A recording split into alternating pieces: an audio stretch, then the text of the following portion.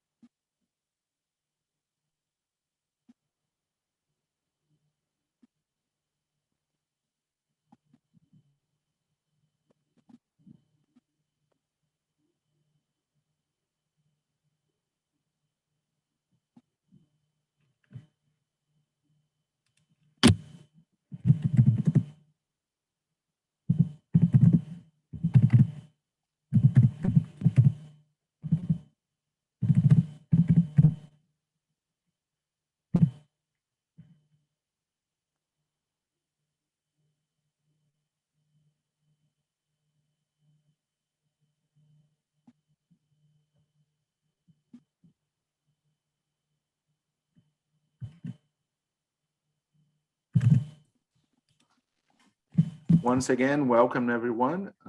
We are going to allow another 2 minutes so more attendees can join, and then we are going to start the section.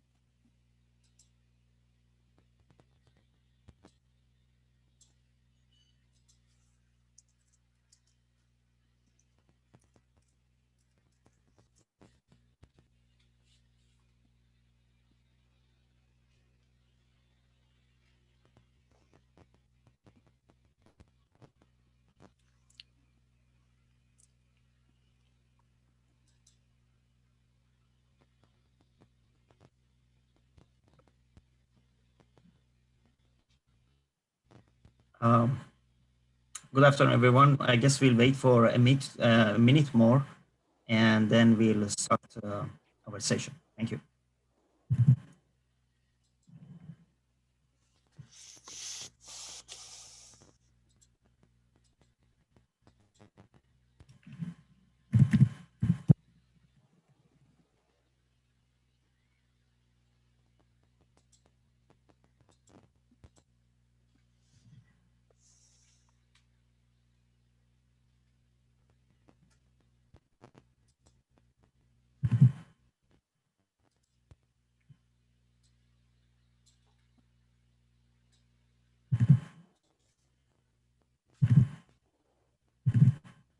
All right, I guess we can start. Good afternoon, everyone. Welcome and thank you very much for joining us at our National Engineering Month, led by Centennial College School of Engineering, Technology, and Applied Science.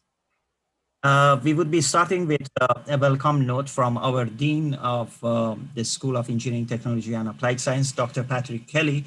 And then after his presentation, participants can join different breakout rooms, which would then be led by subject matter experts talking about various cutting edge and emerging technologies. With no further delay, I would like to welcome and request Dr. Patrick Kelly to take the floor. Dr. Kelly. Yeah, thank you very much, Mirda. Well, good afternoon, everyone.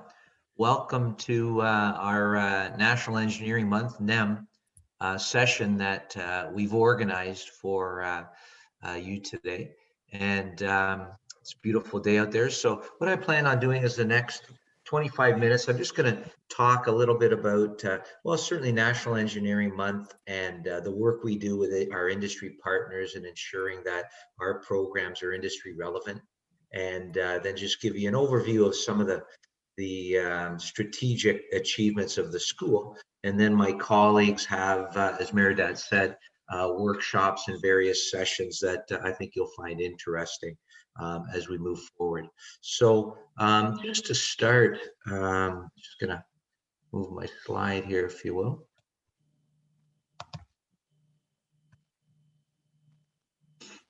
So I'd just like to start, as we do at Centennial, with a land recognition that we do with all of our meetings here and whenever we gather. So let me just read this, if you will, to start the session off on the appropriate footing. Centennial College is proud to be a part of a rich history of education in this province and this city. We acknowledge that we are on the treaty lands and territory of the Mississaugas, the Credit First Nation, and pay tribute to their legacy and the legacy of all First Peoples of Canada, as we strengthen ties with the communities we serve and build the future through learning and through our graduates. Today, the traditional meeting place of Toronto is still home to many Indigenous people from across Turtle Island, and we are grateful to have the opportunity to work in the communities that have grown in the treaty lands of the Mississaugas. We acknowledge that we are all treaty people and accept our responsibility to honor all our relationships. So with National Engineering Month, you know, it's an annual event basically that takes place, and the whole point of National Engineering Month is really, I guess it's twofold really. First and foremost, it's to promote the importance of for current students to continue in studies in science, technology, engineering, and math. So really for existing students to just underscore that, you know, needing to stay in those key areas as you move through, you know, elementary, secondary, and certainly post-secondary studies. And in relation to that, it also is an opportunity for various stakeholders to really promote not only the importance of careers in engineering, technology, and applied science, but also, you know, there's tremendous exciting career opportunities for individuals, but also the importance that those sectors play in supporting, you know, our local economy in Toronto, but Ontario and Canada, quite frankly. So in order for, you know, Canada as a country to remain strong standard of living economically, continue to produce jobs, we really want to encourage, you know, people of all ages to really pursue careers in engineering, technology, and applied science. So what I'd like to do, just to kind of get a sense and start us out, is we do a lot of work, and I'm gonna talk to the group this morning about the work we do in talking with and discussing and meeting with our industry partners. And it's really all about ensuring that all of our programs have a high level of industry relevance. And by doing that, if we can ensure that we're listening to our employers and educators and building that into our programs, then when our graduates get out, they're going to have the skills to make them readily available in the job market. So just in sharing in some of our research over the last several years, just some areas that certainly, you know, looks to points towards interesting growth. You know, and once again, this is it's not an exact science. There's a lot of research that goes into this, but some things just sharing with you. This first point here: the shift towards greener production practices also implies changes in skills requirements. So underlying the importance of preparing the workforce for a period of rapid eco-innovation, including raising STEM skills. Okay, so that's really an important area to ensure that STEM skills right across all of our you know, educational sectors are being, you know, strengthened. We also see employment growth in the renewable energy sector is projected to be rapid in the coming decades. By 2030, given the increased interest in energy alternatives, up to 20 million jobs could be created worldwide. 2.1 million jobs in wind energy production, 6.3 million in solar, photovoltaic, and 12 million in biofuels related agriculture and industry. And that's coming from the Renewable Energy Attractiveness Index. So certainly we see, moving forward, tremendous growth in those areas. And just a couple others I'd like to share with you before we talk specifically about our program advisory committees. Also here, Canada is a global agri-food powerhouse. As one of the largest manufacturing industries in Canada, so food beverage, in terms of production with shipments value worth 97.3 billion in 2014, that goes back a few years, and the sector employs 297,000 people. So that, once again, that's an area where we see continued growth. Also, over 27,000 new information communication technology ISET jobs are expected to be created in Ontario by 2020. Combined with the replacement demand due to retirements and other exits, with the aging workforce, Ontario will need to fill 76,300 ISET positions over the next 5 years. So that's the Information Communication Technology Council of Canada. So once again, some tremendous growth we're seeing, not surprisingly, in that whole area as well. Here's another interesting, by 2020, 37% of the world's population, or approximately 3 billion, let me repeat that, 3 billion people will live in water stress areas, so not having sufficient levels of water. So 320 billion people in China do not have direct access to drinking water. So certainly we see moving forward with the environmental challenges, and the fact that with growing populations, specifically in urban areas, the need to address drinking water, wastewater issues in our larger urban cities. So I had mentioned to the group that we do a lot of work with program advisory committees across the college. And program advisory committees basically consist of, as I said, we maintain them for all programs, and it really consists of, these are groups of industry leaders. So I've just shared here on my slide a small sample of the types of companies, both large, medium-sized, and small, that we work with routinely, and really trying to get a sense of where they see their sectors going and their and the economy going. And we really look at them and are meeting to discuss really technology trends, and then also general employability skills in their various sectors.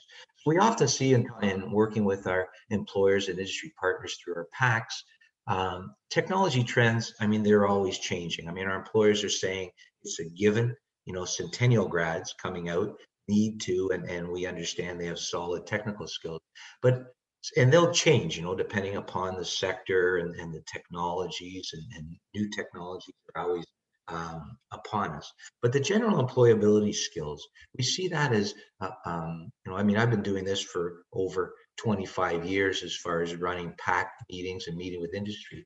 And these general employability skills for entry-level positions, they don't change a heck of a lot, quite frankly. And first and foremost, we see ability to work on a team. So interactions with colleagues is essential on many projects.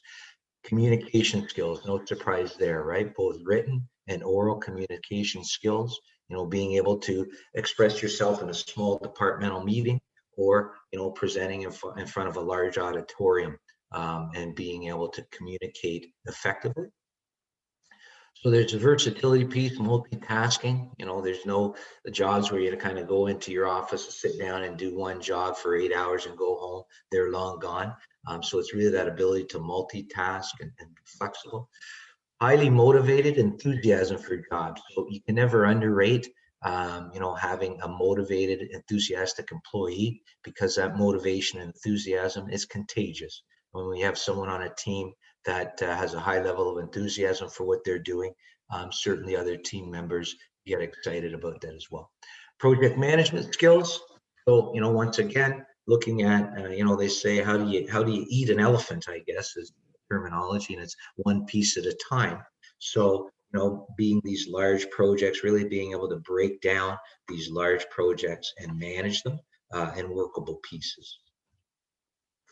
So certainly, you know, leadership, confidence, and potential to grow. A lot of our students, they don't have significant industry experience because, you know, they're just coming out with perhaps their first or second post-secondary diploma or degree. But really being able to demonstrate that you have that leadership and the potential to grow, because that's what employers are looking for, to be able to hire people that, you know, can grow with the organization. And once certain, you know, underscoring and, you know, overarching, I guess, really is that understanding of business processes. So we have great technical skills, but certainly, you know, how do you use those technical skills to improve business processes, improve a company or an organization's bottom line? So, in continuing with this trend, and once again, we have these program advisory committees for all of our programs, you know, and they're meeting at least twice a year. And we see, you know, when you're looking at the news, I mean, with COVID, you know, and the economy in general, there is, you know, a lot of areas of bad news, I guess, in all honesty, when you're looking at the news these days. But, you know, we're going to get through COVID. That's very clear. We're seeing, you know, vaccines are starting to be delivered in the country, and they're ramping up the vaccine process. So there's the health perspective, but even from the economy perspective, there's always opportunities. And that's what I like to stress to our amazing students at Centennial and those that are thinking about coming to Centennial, that there's tremendous opportunities across all sectors and across all of our programs. And I've just, you know, a snapshot at a few, quite frankly. So energy sustainable design and water. So wind, solar, and other renewables, renewable energy, energy and water usage, building automation is big, leadership in energy and environmental design. So they call that LEED certification. Drinking water and wastewater technologies and processes. And of course, clean technologies cutting across all sectors of the economy. In our information communication technology, so certainly cybersecurity, wireless and mobile applications, Internet of Things. We have software development. You're seeing that, you know, over the last few years, a strong drive with artificial intelligence, but also, you know, interactive gaming, health informatics. On the agri-food side, you know, HACCP training, food regulations, food safety, urban agriculture, things of that nature.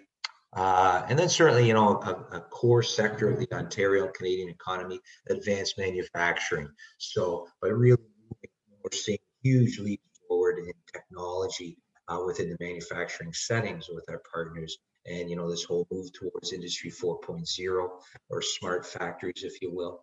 And as well as, you know, aerospace, even though with, you know, COVID and people not traveling and the airlines and the aerospace industry over the last, well, year or so plus have been struggling, but, you know, there will be a resurgence, you know, once the economy is back to where it needs to be. And we're also seeing some potential for growth in those areas as well. So I wanted to share with, it looks like on this call, there's a number of our amazing students with us. So that's great. Always good to have the opportunity to connect up with our students. And you're familiar with, you know, some of you campuses, if you've been here a few terms or if you're a new student. The one that we're excited about here, and you might see it in some of my colleagues' backdrop there, but you're looking here at our A block planned expansion. So that is basically happening at Progress Campus as we speak. And it's projected to open winter 2023. And that's going to be a fantastic learning space, and additional to all the other great learning spaces at Progress Campus. And there'll be certainly a number of high-tech, sophisticated labs that will support SETAS programs in our A block expansion. So we're very excited about that. And what I'd like to do now is just with my remaining time, it looks like I got 5 minutes or so. I'd like to just give you an overview of our amazing School of Engineering, Technology, and Applied Sciences. You know, it's affectionately known as SETAS, but we are the largest school at the college, and we consist of approximately 6,000 students with a full range of programs. So basically, we have pre-apprenticeship, apprenticeship, certificate programs. We have 2-year diploma, 3-year advanced diploma with co-op, We have grad certificates, and we also have a networking degree in the program. And the faculty team, support staff work very, very hard over the last number of years in our program maintaining nationally accredited status. So our programs are nationally accredited through CSET and Technology Accreditation Canada. And for existing students, that really provides two benefits we see. First and foremost, it really is an enhancement to the existing quality control mechanisms we have in place at the college. But there's nothing when you have external industry practitioners, industry professionals coming in to audit your programs. They look at every aspect of the program from cradle to grave, interview faculty, interview students, tour our labs, review our curriculum, and talk to PAC members, program advisory committee members, employers, and then they'll express an opinion on the quality or the caliber of the program, as well as the suggested areas of improvement. So it's a real add-on to our quality control piece to ensure that we're always delivering industry relevant curriculum. And then also it allows for those nationally accredited programs, graduates can apply for industry recognized certification. So it can be a certified engineering technician or technologist. And once again, that will help you as you go out in the marketplace looking for work. And the vast majority of our programs culminate in a capstone project where students work in teams to solve issues faced by industry. And the best of our capstones are referred to our annual technology fair and hiring event, which is just one of the key academic activities of the year for the school, where we bring a number of our students together. We might have 50 to 60 capstone projects, our best capstone projects, and students, they welcome the opportunity to compete. They can win some hardware. We have a Dean's Award, Chairs Award, Social Innovation Award, and it's just a really exciting time. And it's amazing to see what our students can produce under the guidance of our talented faculty team during their program. And also central to our programs is a course in global citizenship and equity and service learning activities. So this is once again underscores our commitment to producing well-rounded graduates, and that's what employers are looking for. So students that not only have the technical skills and know-how, but they also have that understanding of the importance of giving back, either the local community or nationally or globally. So our students are certainly, our grads are well-rounded individuals. And I talked about the 6,000 students we have across the school, and as a number of you know, those 6,000 students are allocated to the 4 departments of the school. So we have first department there, applied biological and environmental science. So that's our science-based programs at Morningside campus, biotech, environmental, food science, med lab, and then the biomedical, which is offered at Progress. And then we move into information, communication, engineering technologies, so networking, diploma degree, software cluster of programs, and that really consists of health, gaming, traditional programming, artificial intelligence, and that's a big cluster of programs. We also have grad certificates in mobile apps, cybersecurity, our networking degree, and we're working on a new graduate certificate that's going to be introduced ideally in winter 2022. Then our third department, advanced manufacturing, automation technology, automation and robotics, very sophisticated high-tech labs there. Also our newer programs, a newer facility at Downsview, but our aerospace manufacturing, engineering, technician, and technology programs at our world-class Downsview Aerospace campus. We also have product design and development, and then our mechanical and flagship program in that area, as well as electrical cluster of programs. And we're bringing in some new programs in electrical and in the fast track area, as well as a electrical certificate of technical certificate as well that we'll be bringing in. And then the final department is sustainable design and renewable energy, architecture, construction management, electronics, energy systems, heating, refrigeration, and air conditioning. And this department also looks after offering the all-important math courses and sequence of courses across the school. So, and math is, once again, fundamental to engineering, technology, and applied science. And just, finishing off here, and once again, our commitment as a school to applied research. We work with our colleagues within the Department of ARES, it's called, but it's basically applied research, innovation, entrepreneurial services. So that group, that department works with small, medium-sized companies, secures government funding, and really focuses on R&D, commercializations of products and processes. But why I like to mention it here is it brings in, for students, certainly, there's benefits there because a lot of our students that are engaged in applied research, either within their courses or externally to their courses and projects, often that first and foremost allows you to interact with employers as you move through your program. And often students that are engaged in applied research, that will lead to job offers when they complete their program of study. So it's great experience exposure for students, also keeps our faculty current when you're working with small, medium-sized companies on their R&D initiatives. And so very, very exciting opportunity in applied research. And here I mentioned our technology fair and hiring event. This year we're going virtual, and it's going to be taking place in April.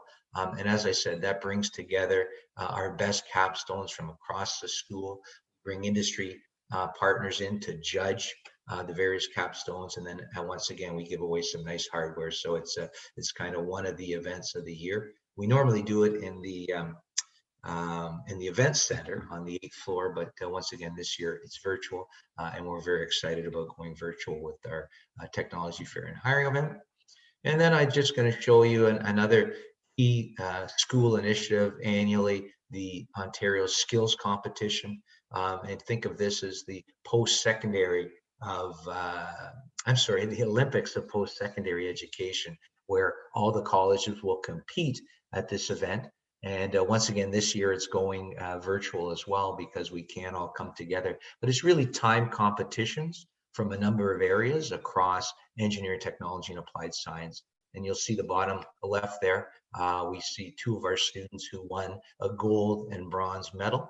And often employers are sponsoring these competitions. And I've seen Magna International actually hire gold, silver, and bronze finalists with job offers. So very, very exciting for our students. And I can share with the existing students in attendance today that now this shot is May 2019, because as I said, last year they canceled skills due to COVID, but that shot is our second year in a row of winning the College of Distinction Award. So by our competition, our amazing students, faculty, and staff, the number of medals that they won at Ontario Skills 2019 contributed to us being selected as College of Distinction. So we beat every other college, Ontario college, who's competing there. So very, very exciting event. And once again, just underscoring our amazing students, faculty, and staff, and what they can do. So with that, I've shared a little bit about industry trends and growth areas.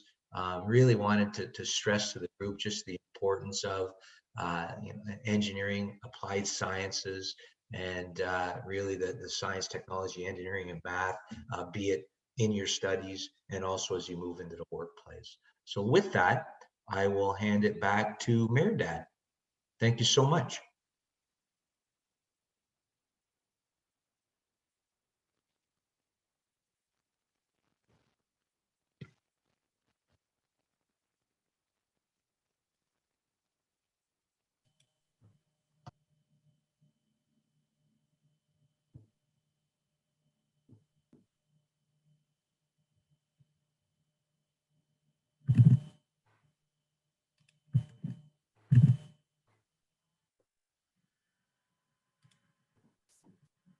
I don't know. Can everybody hear me? Yes, we can. Oh, thank you very much. Thank you very much, Dr. Kelly, for this very interesting presentation talking about what is happening in Centennial College and around the globe. And as you have correctly mentioned, there is a lot to learn. And as we move on in this challenging world, Centennial College is actually a right place to be, to learn and get acquainted with these new trends and this fast moving.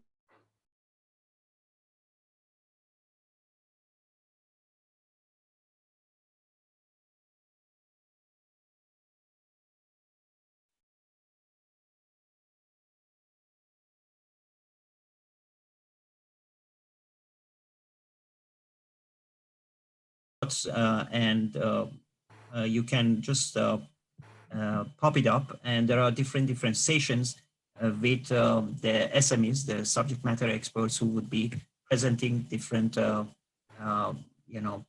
topics as such.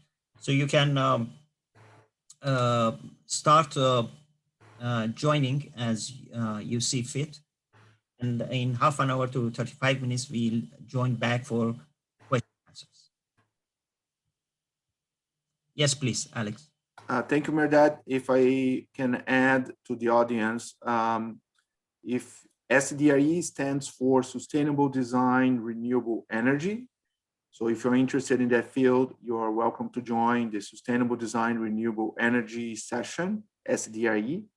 In AMAT, it stands for Advanced Manufacturing and Automation Technology. So if you're interested in that field, you're more than welcome to join that session. The other sessions are self-explanatory. Thank you. Thank you, Alex.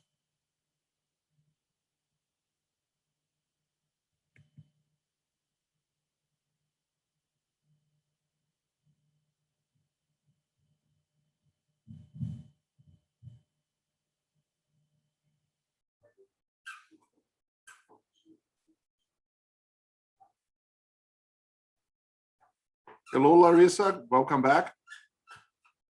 Hello. And I think you had some questions about the biomedical program, right? I did. Yeah, Yvonne's presentation was very interesting too. She helped with that as well. But Okay, yeah, if awesome. any other information, I'm all ears. So I think the best way that we can look further in your case is if you send an email to me in avs@centennialcollege.ca. I can either give you a call later on, or I can connect with coordinator, or we can see how best we can address your questions. It depends really the type of questions you have. If it's more program specific, it's really the coordinator. If it's more admissions, it's probably with me. So it really depends, and I would like to have that conversation with you on a more additional time maybe. Sure. Yeah, I'm basically, my situation is I just graduated from my engineering degree, and I'm kind of just looking at options, whether I either work right away or if I continue my studies, what I want to do. So kind of looking at my options right now. So this was a very interesting presentation for that. And which field do you have your degree completed? It's called Biosystems Engineering from the University of Manitoba. Yeah, but my studies focused in the biomedical area. So. And you know about the fast track option, right? Yeah, Yvonne mentioned that you can do like an advanced diploma in 2 or 4 semesters, I believe. Yeah, so basically what we do is we recognize the degree the applicant has in the field, and that alone allow the students to start in semester 3 instead to start semester 1 like everybody else. So therefore it's 1 year shorter, right? Mm-hmm. So it's very interesting for applicants like yourself that finish university and might not have secured a job or want to do the hands-on that sometimes university does not provide. So that's really, really a good option. And we have seen uptake in all fields. The team here, pretty much everybody here, except Vigna and Arben, their IT, are mechanical automation robotics under Donald. And they have seen an uprise on fast track applications with people like yourself that have a degree and wants to get a hands-on experience, which is really what the industry is looking for, right? Yeah, it's definitely the hands-on aspect for sure. I mean, I had some of that in my degree, but not to the extent, I think, as you would get in like a college situation like this. So it's definitely an idea to consider. And you have moved to Toronto, I guess? No, that's the thing. I'm still in Winnipeg. So Okay. I attended this mostly out of my university. They mentioned that these events were happening, and I was looking at the events page, and this one seemed interesting with networking. I thought it would be a good opportunity to see what's out there. Yeah, unfortunately, that you would have to move to Toronto. Yeah, well, I'm totally willing to relocate. Absolutely. Yeah. Yeah. Well, definitely, that's something that you can look into do, and we have residents. Actually, nobody's using it. Oh, Donald! No, that's the library building. No, I don't have a picture here, but yeah, we have a residence in the campus, so that's something maybe you'd like to explore if you're considering to move to Toronto, at least the beginning, right? Yeah. And have that feeling. I'll definitely need to look more on your website too and see what the options are. But I mean, I was looking at these buildings; they look beautiful. Yeah, the new building there. This building here is in construction right now. Yeah. It's going to be open. It's going to opening in January 2023, and is going to host some of the biomedical programs. So nice. That's exciting. Yeah. Very exciting. But you have my email. Please feel free to send any questions my way, and I'll help you as fast as I can. Thank you so much. I really appreciate it. Welcome. I see we have I hope I say the name right, Gretchen. And I'm here to answer any follow-up questions you might have. So if you'd like, you can unmute yourself and ask us questions, or you can place in the chat, whatever you feel doing, so we can best assist you. Okay. Do you have any dual credit program? I'm in high school and was wondering if you had any dual credit program. Or any dual credit. So high school, there's a program. Stop it. Okay, just ask them. Just explain what a dual credit is. If there's any dual credits. Explain, so that's high school. High school and college credit in one. We do have Donald, I think we do have for math. I could help on that. The dual credit is application that the college apply every year, and once we get the funding, for example, for a while there, we partner with the high school, Pine Ridge High School in Ajax. Yeah. So what they do is grade 10 they teach AutoCAD, right, and grade 11 they teach Rivet, which is architecture side. And then grade 12, they teach SolidWorks or Inventive for 3D modeling drawings. So dual credit works that the college would send our professor to the high school and teach those students. So if the student graduate from the high school and decide to join the college, then Centennial become college of choice, and we give that credit so student can get credit for that course because they already took it in high school. So joining semester one, for example, normally 5-6 courses, then the student will get a credit for that, and then literally do a grade transfer. If they scored an A in that high school grades, they could transfer it in. So that's a dual credit. So we do that, yeah, on and off with different high school. Okay, thank you. Gretchen, if I can ask, which program are you looking or considering to apply for? Biotechnology. Oh, biotechnology. Okay. It seems to be very popular right now, and a lot of conversations about biotechnology, the science, a lot of things to do with COVID, you know, so it's very, very popular. So if you are applying directly from high school, we're pretty much asking for grade 12 math and English. If you are applying different than high school, then we need to have a separate conversation because there are different pathways for admission. It depends on your specific situation. But if you like, you can send me an email at abs, A as Alex, B as a Bob, E as an Echo, S as Sophia, at centennialcollege.ca. And I can connect with you, provide you more guidance on the next steps, if that's something you'd like to do. Thank you. You're welcome. Welcome back, Susan.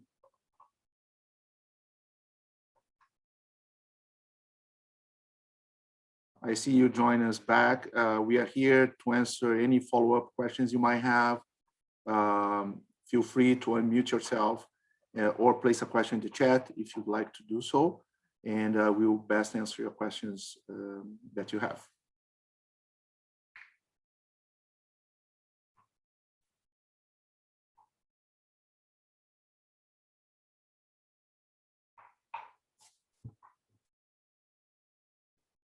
Let me take a look at the other breakout sections, how they are going.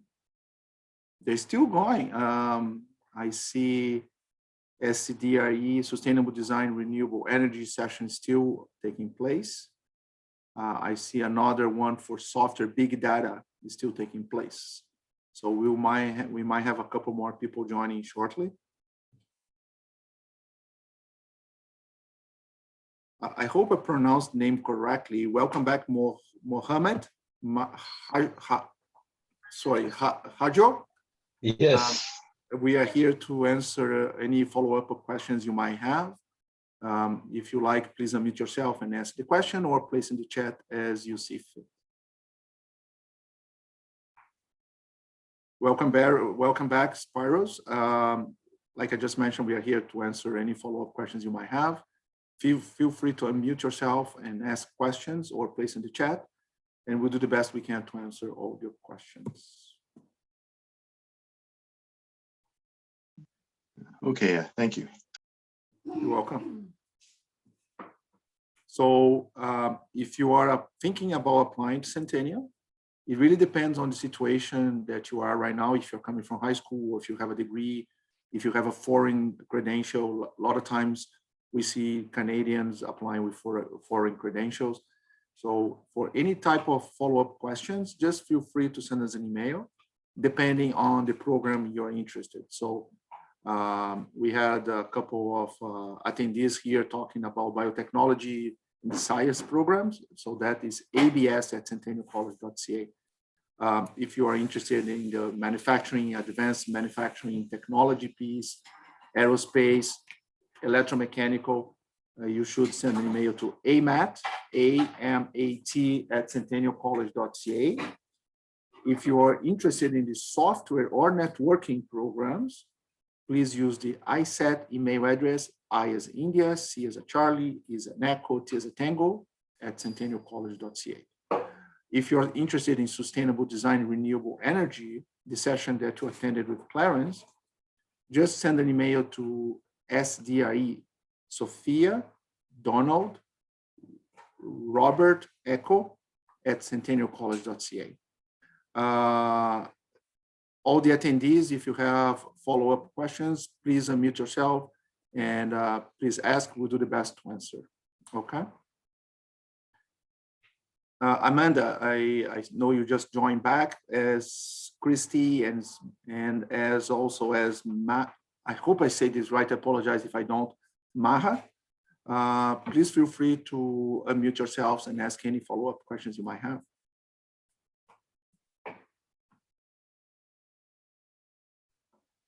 Thank you. I just asked about how, I mean, if there's someone I can talk to, it will be better to discuss what options I have. Yes, which program or which areas are you considering? The SDRE, I finished my master's in industrial engineering with focus on the circular economy. So I'm interested in this program, but I don't want to do, again, a full program. I was thinking if I take some courses or if I get credit, how things will go. And what's the prerequisite, all this information. I need to talk to someone to get. Yes, definitely you do. We do recognize previous experience. That's part of what we do as in the admission process. That's why sometimes each case is very specific. And I think we do have to have a conversation. If you send an email, and I see Clarence just post on the chat. Thank you, Clarence, for helping out on that. If you send an email to sdre@centennialcollege.ca, we can connect further and we can review your documents and have that conversation on a detailed level to see what best options you have. Okay. Thank you. Thank you. Appreciate it. Thanks. No worries.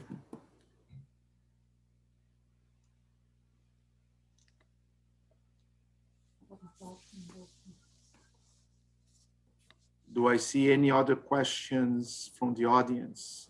Feel free to place the questions. One thing I would like to mention, Centennial offer a lot of different pathways, opportunities for our graduate students. So depending on the program, you might have the option to take advanced standings at university. So if you're coming from high school and you wanna, at the end of the day, pursue a degree, going to the college might be a choice, might be an option that makes a lot of sense. So please consider that when reviewing your options, okay? Not a lot of people know that, but a lot of is something that's growing and growing, and we have seen more and more. So we want to make sure that all the applicants know the benefits of doing that path, where you have the hands-on first, and then you go to university after with some credits, okay? Let me ask a question. Does anyone here know the difference between a technician and a technology version of a program? So from the perspective of admissions, there is no difference. They both require the same requirements. The difference between technician and technology is one is 2 year, the other one is 3 year. And the technology gives you the advanced standing, the advanced knowledge compared to 2 year and the title of technologist, right? Also, if you're looking to go to university, if you have a technology diploma, chances are you're going to get more transfer credits. The beauty of this speech that I'm talking about, technician technology, is that it's flexible. You can start in one and transfer to the other. So you can start in a 3 year program, and then at the end of the second year, you decide that you want to go to work. You can graduate as technician. And the same happens the other way around. You can start a technician, and then you realize you would benefit for that 3rd year. So you can transfer into the technology, okay? So I see a question about co-op in the chat. So co-op is very interesting, and thank you for asking that question. The co-op is taking place on the technology version of the program. So that's a consideration you need to keep in mind.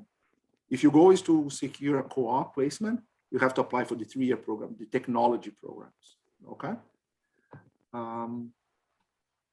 So that's important when you consider application, okay? But like I said, you can switch back and forth.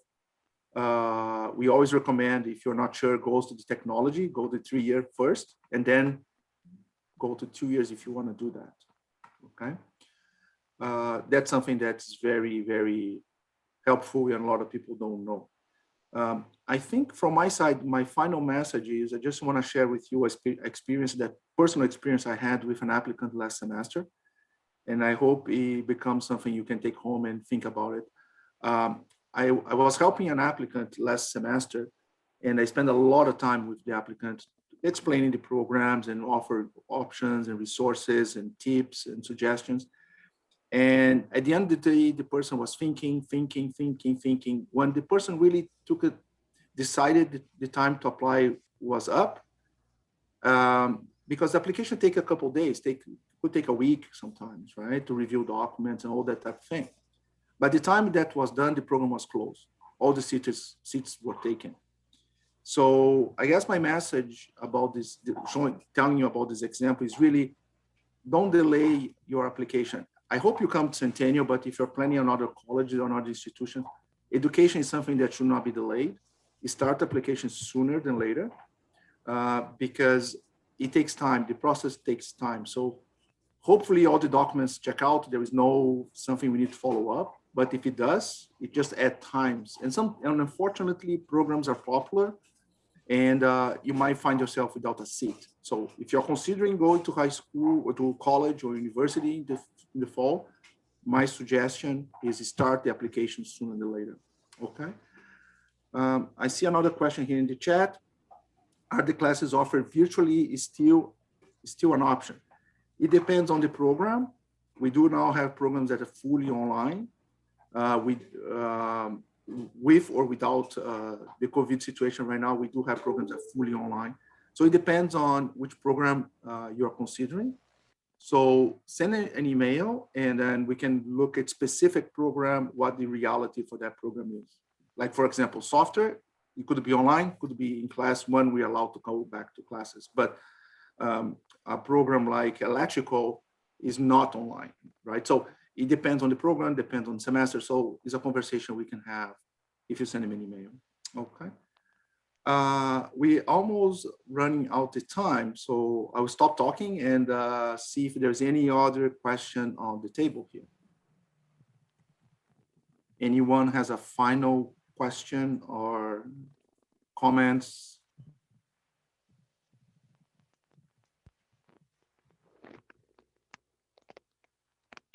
More than welcome.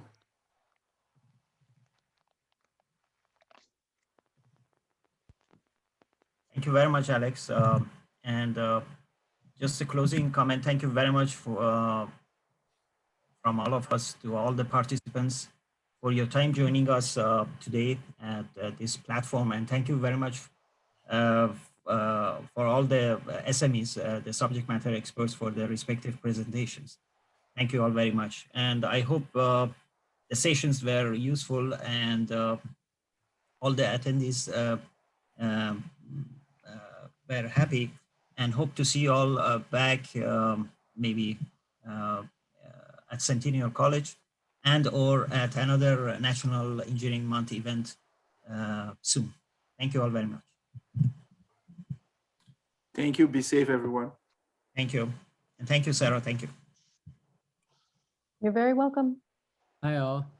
Bye, guys. Bye-bye. Thank See you, all. everyone. Bye.